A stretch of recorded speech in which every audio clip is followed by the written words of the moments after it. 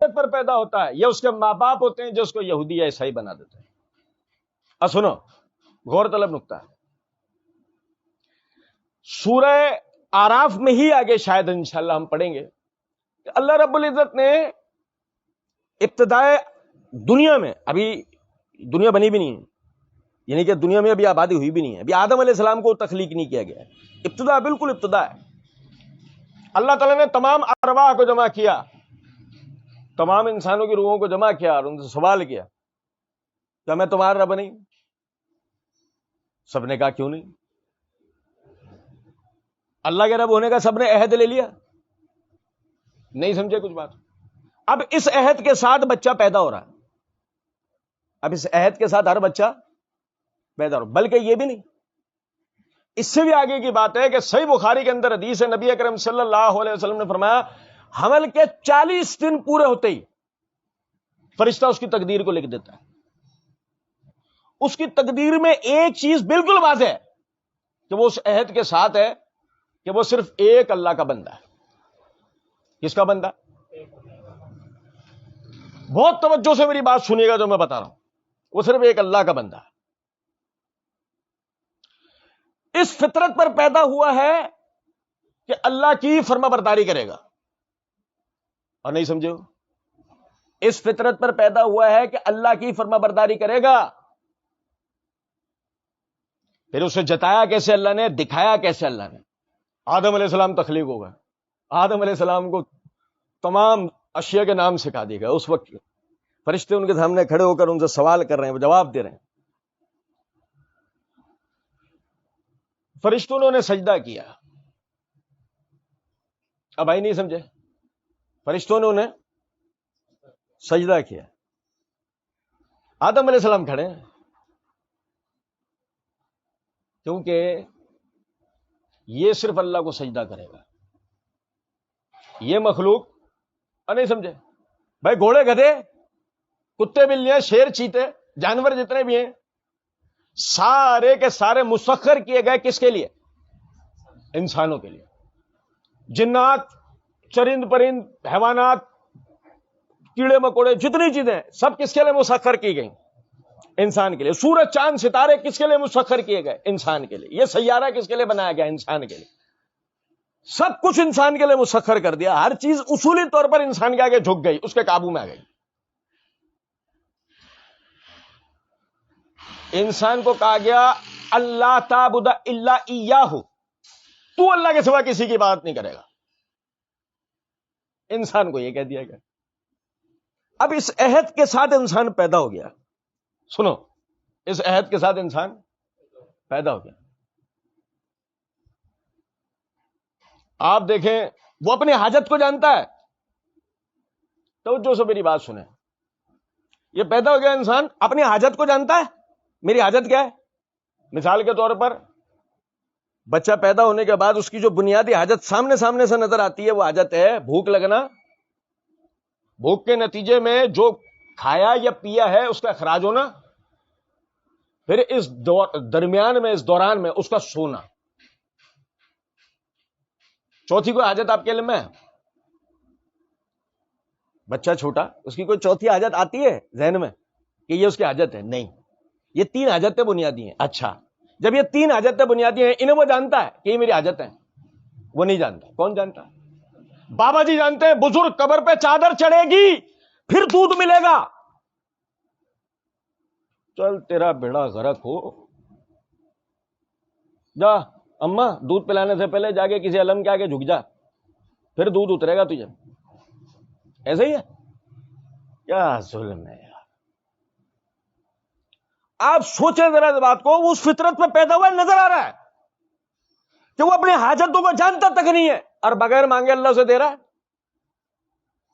ذرا بچے کی پیدائش سے پہلے دیکھے تو صحیح کسی ماں کو دودھ اترا، اور ذرا دیکھے تو صحیح میڈیکلی کوئی پرابلم نہیں ہے. اگر اس نے کوئی ڈائٹنگ سے خود کا بیڑا غرق نہ کر لیا ہو تو بچہ پیدا ہوتے کے ساتھ ہی اسے دودھ نہ ہے.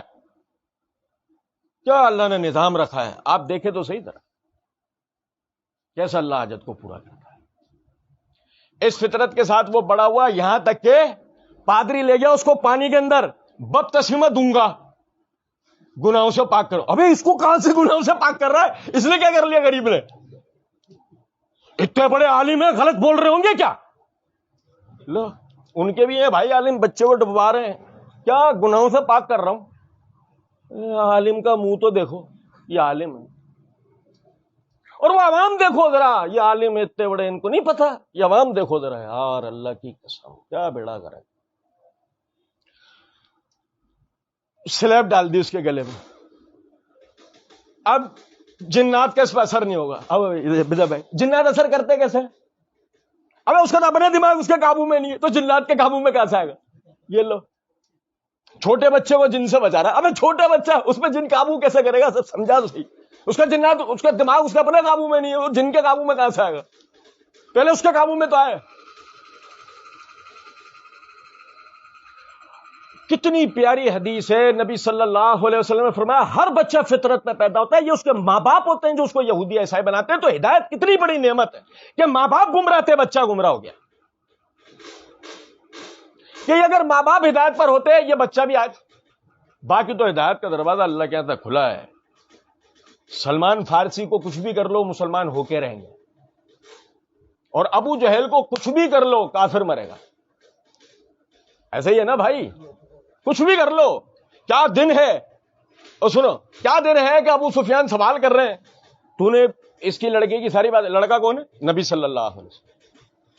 تو نے اس لڑکے کی ساری باتیں سنی نا؟ ہاں. ایمانداری سے ایک بات بتا، صحیح بول رہا ہے غلط بول رہا ہے؟ ابو جہل نے کہا بالکل صحیح بول رہا ہے. کیا کہا ابو جہل نے؟ بالکل صحیح بول رہا ہے. لیکن ہم بنو امیہ نے کبھی بنو ہاشم کے آگے سر نہیں جھکایا. لڑکا چاہتا ہے ہم اس کی سرداری تسلیم کر لیں. لو آئی سمجھ میں بات؟ پتا ہے ہدایت، پتا ہے ہدایت کا پتا ہے، لیکن قوم پرستی آڑے آ رہی ہے کہ جو ہدایت کو قبول کر رہا. بات واضح ہوتی ہیں، دلائل سامنے ہوتے ہیں. سارا مسئلہ اندر سے ضمیر کا ہوتا ہے کہ ضمیر کچوکے نہیں لگاتا، ضمیر مردہ ہوا ہوتا ہے. باطل چیزوں کے پیچھے قوم پرستی، فرقہ پرستی باطل چیزوں کے پیچھے ہدایت کو ترک کر دیتا ہے.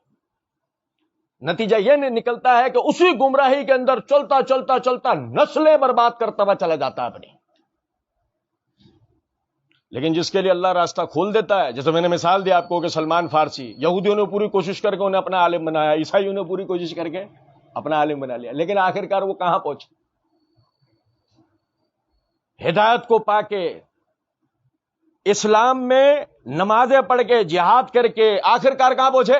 اللہ کی جنتوں میں. فرمایا وما وجدنا لأکثرہم من احد. آپ ایک بات بتائیں ذرا، یہ اتنے سارے لوگ غلط کر رہے ہیں، یہ آپ آئے ہو جمعہ 8 دن ہمیں نہیں سنانے کے لیے، ہم نے پہلے تو کبھی نہیں سنا. یہ اتنے سارے اتنے جو لوگ ہیں یہ سب غلط ہیں، تم صحیح ہو.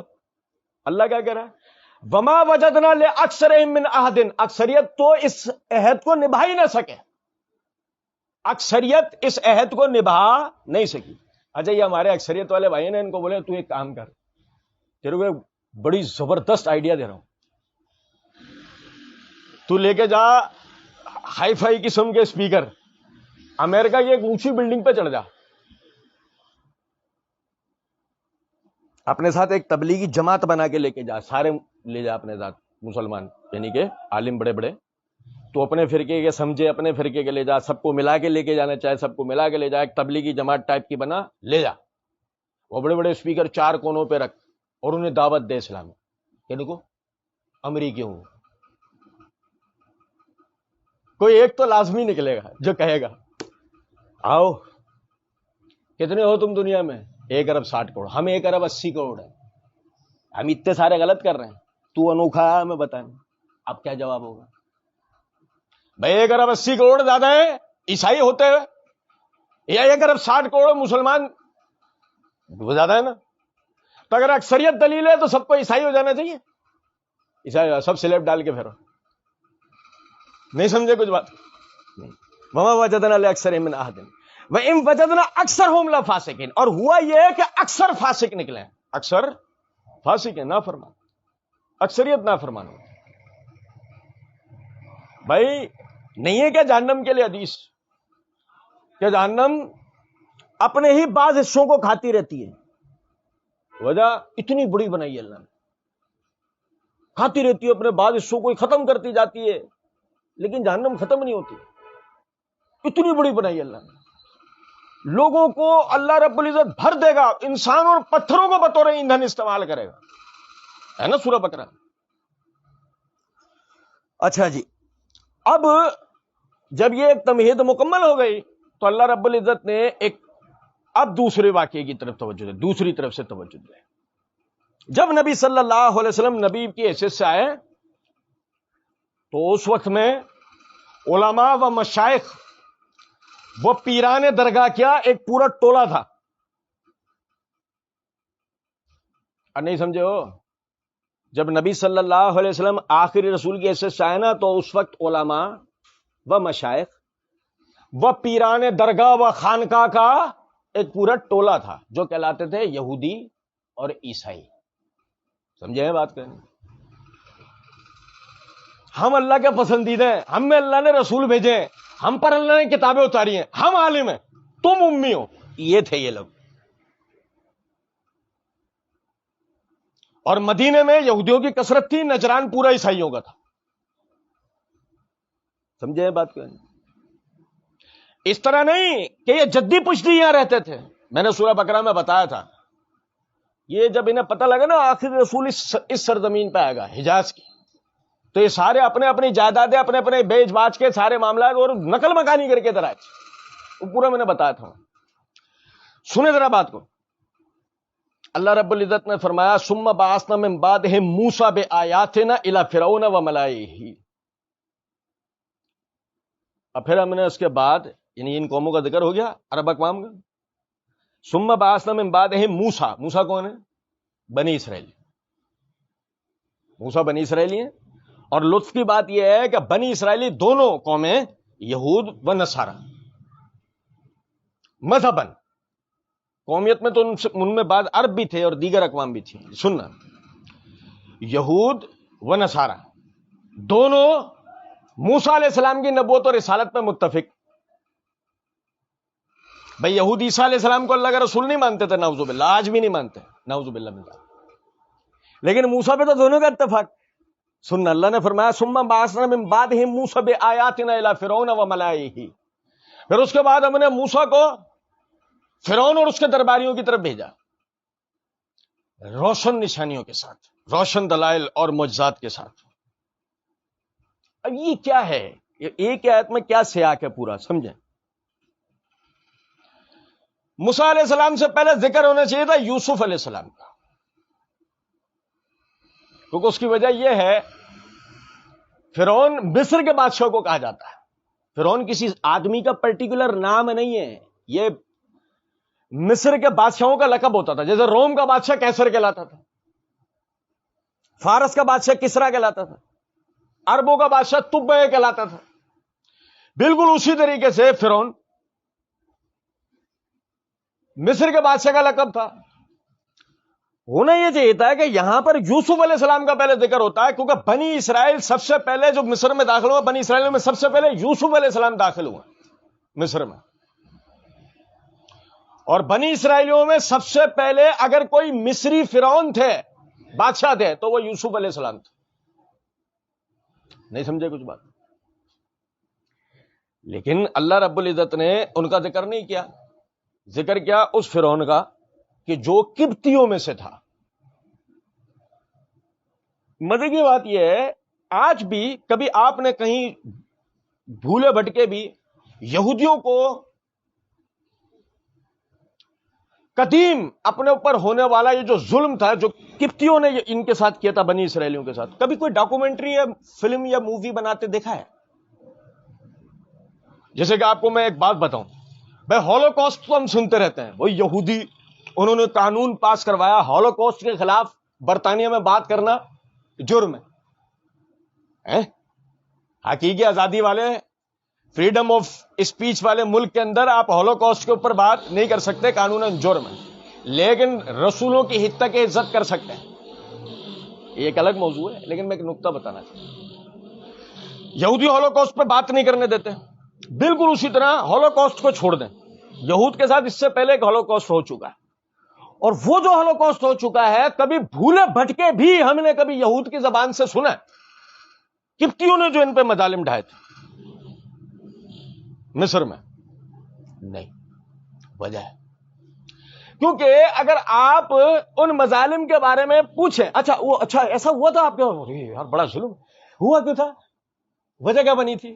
جب ان وجوہات کی پیروی کرتے ہوئے آپ جائیں گے آگے تک تو پتہ یہ لگے گا کہ اللہ رب العزت نے یوسف علیہ السلام کے ذریعے ان لوگوں کو وارث بنایا مصر کا اپنا، اور ان کے ذریعے پوری دنیا کے اندر اپنے دین کو نافذ کروانے کی کوشش، یعنی ان کے ذریعے کوشش کروائی.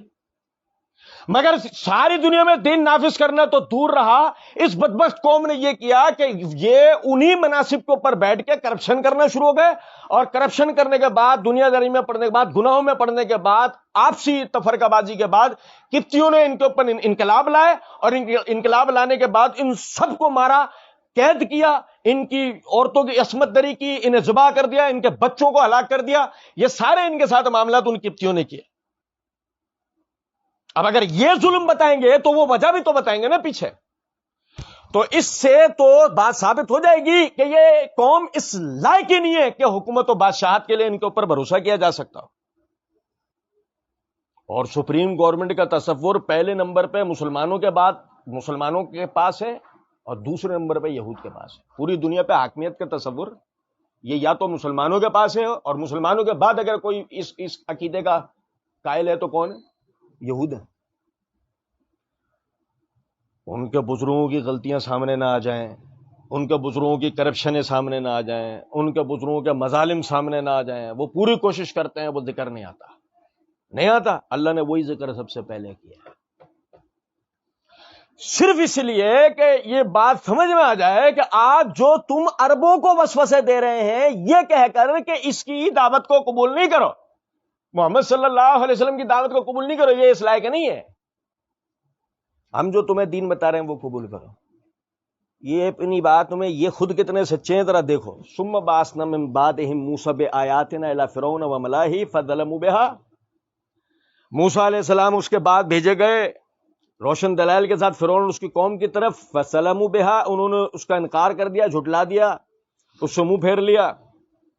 فانظر کیف کان عاقبۃ المفسدین، پھر دیکھو ہم نے جھٹلانے والوں کا انجام کیا کیا. اب یہ اس کے دو حصے ہیں، وقت زیادہ ہو گیا ہے، اس کے دو حصے ہیں. پہلے حصے کی طرف ابھی اشارہ دے رہا ہوں، دوسرا حصہ اگلے درس کے اندر ہم پڑھیں گے، یہیں سے شروع کریں گے، اگلے درس میں اسی دوسرے حصے سے کنٹینیو کریں گے. اللہ نے فرمایا فانظر کیف کان عاقبۃ المفسدین، پس غور سے دیکھ ہم نے جھٹلانے والوں کا حشر کیا کیا تھا. اور یہی اصل سبق و نصیحت ہے. اتنا یعنی طاقتور آدمی، اتنا طاقتور آدمی، آپ اندازہ کریں فرعون کا جو تخت تھا نا وہ 6 منزلہ تھا. بھائی میرے، فرعون کا تخت 6 منزلہ تھا. وہ 6 منزلہ تخت لوگ اٹھاتے تھے. کون اٹھاتے تھے؟ لوگ اٹھا کے چلتے تھے. اتنا طاقتور آدمی. 2 سے 2.5 بر اعظم پر اس کی حکومت تھی. پورا آپ کا ایشیا، پورا افریقہ، یہ دونوں تو اس کے قبضے میں تھے ہی، اس کے علاوہ آگے بھی فتوحات کا سلسلہ چل رہا تھا. بہت طاقتور آدمی، اتنی طاقتور فوج کا مالک. سونے کا لباس پہنتی تھی فوج. یہ لوہے کا لباس جو رومی پہنتے، وہ سونے کا لباس پہنتے تھے جنگ کے لیے. اتنے زیادہ مہذب اور اتنے زیادہ دنیاوی وسائل پر قبضہ کیے ہوئے. اور دیکھیں دنیا کا سب سے پہلا نہری نظام جو آباد ہوا ہے وہ مصر میں ہوا ہے، اور اسی فرعون کے انجینئروں نے کیا تھا. دنیا کا سب سے پہلا نہری نظام. اور پڑھیں گے یا تو اسی صورت میں ذکر آئے گا یا سورہ نمل یا انبیاء کے اندر ذکر ہے کہ جب موسیٰ علیہ السلام نے اپنی دعوت پیش کری اور قوم ان کی طرف متوجہ ہونے لگی تو فرعون نے دوبارہ اپنی طرف توجہ جو جن باتوں کو کہہ کر کی ان میں سے ایک بات یہ تھی کہ میں وہ نہیں ہوں کہ جس کی وجہ سے تمہارے گھروں کے سامنے سے پانی کے پرنالے گزرتے ہیں. ایسا زبردست نہری نظام کہ آپ دروازہ کھولیں، صاف شفاف آبشاروں کا پانی آپ کے گھر کے باہر سے بہتا ہوا جا رہا ہے. دنیا میں ٹیکنالوجی کسی کے پاس نہیں. یہ تو پانی کی پائپ لائن آ جائیں نا ہماری, وہ زنگ والا پانی, گٹر والا پانی. مہذب ملک ہمارا, گٹر والا پانی, زنگ والا پانی. نہروں کی صفائی کا کام ہے, 3 دن پانی نہیں آئے گا.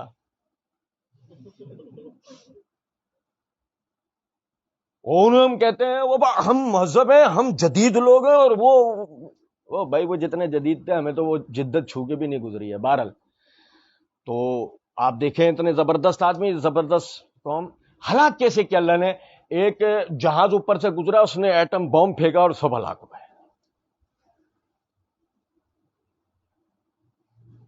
ایسا اس سے بھی زیادہ ایک طاقتور فوج ہے, اس کے پاس 2 لاکھ کی آرمی تھی, وہ 5 لاکھ کی آرمی آئی اور پورے مصر کو تہس نہس کر گئی. ایسا ہوا؟ چنگیز خان آیا تھا؟ نہیں. پھر کیا ہوا؟ یار اللہ کی قسم, بہت بڑی بات, اپنے ہی دریا میں ڈوب کے مر گیا. ایک جملے میں پڑھیں گے ہم آگے انشاءاللہ آئے گا ذکر. اپنے ہی دریا میں ڈوب کے مر گیا. اتنا طاقتور ہے. اور جب ہم وہاں پڑھیں گے نا تو جو چیز سامنے آئے گی وہ اتنا حیران کرنے والی ہے انسانی عقلوں کو کہ جس کی کہا سمجھ میں آتا ہے کہ واقعی جو اللہ نے شروع میں جو توجہ دلائی نا, فنظر, غور سے دیکھ, کیف کان عاقبۃ المفسدین, ہم نے جھٹلانے والوں کا پہلے کیا حشر کیا ہے. عقلیں کام کرنا بند ہو جاتی ہیں. جو اپنے آپ کو اتنا عاقل سمجھدار بن رہے ہوتے ہیں, یقین کریں وہ سب سے زیادہ بے وقوفی کی حالت کے اندر مرتے ہیں, لا شعوری کی حالت کے اندر مرتے ہیں. اللہ رب العزت سمجھنے اور عمل کرنے کی توفیق دے. وما علینا الا